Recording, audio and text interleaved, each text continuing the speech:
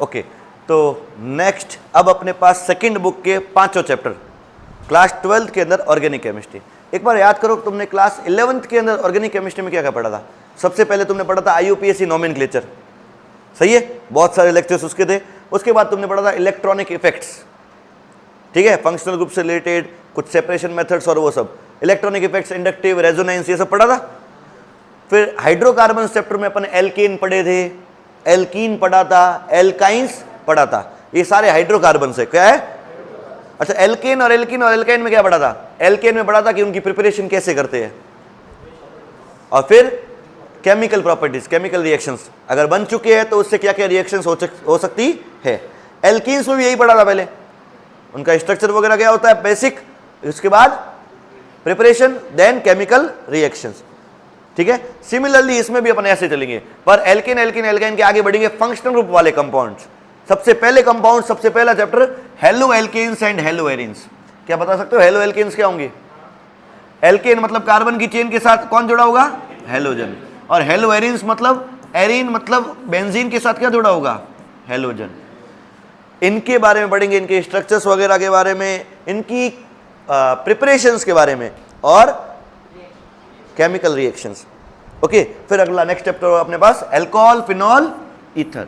Alcohol मतलब carbon के साथ OH, फिनॉल मतलब बेंजीन के साथ, और ईथर याद है ROR, ठीक है। इसके बाद नेक्स्ट पढ़ेंगे aldehyde, ketones and carboxylic acid. वैसे एल्डिहाइड और कीटोन दोनों को साथ में बोला जाता है कार्बोनाइल कंपाउंड्स। क्या बोलते हैं, ओके, ये कंपाउंड्स कुछ ऐसे दिखते हैं जिसमें C के ऊपर डबल बॉन्ड होता है, ठीक है। एल्डिहाइड में एक साइड H होगा, कीटोन्स में दोनों साइड कार्बन होगा, okay. Carboxylic acid, carbon C double bond और OH। इसके डेरिवेटिव्स भी बहुत सारे होते हैं, asters, acid anhydrides, amides, acid halides and सारे मिला के वो सब इसमें आएगा। लास्ट चैप्टर होगा एमीन्स। एमीन्स में क्या होता है, कार्बन की चेन के साथ नाइट्रोजन, कार्बन की चेन के साथ क्या होता है, नाइट्रोजन, ठीक है।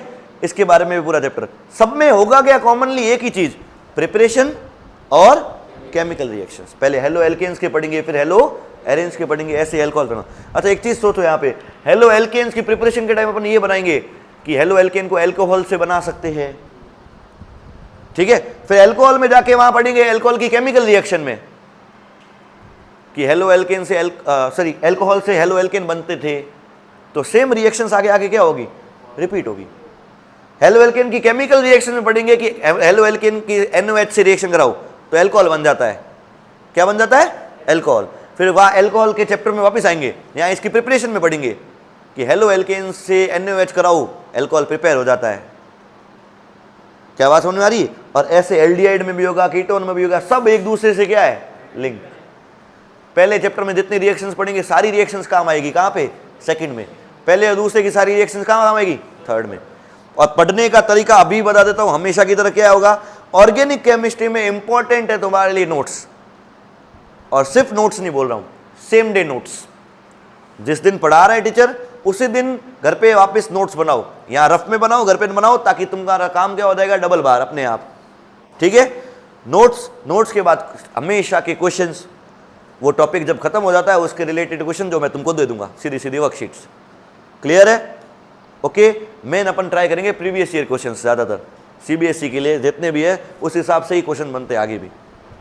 क्लियर है, और इस तरह से लगातार काम करो, ऑर्गेनिक केमिस्ट्री में मार्क्स पूरे ही आएंगे फिर।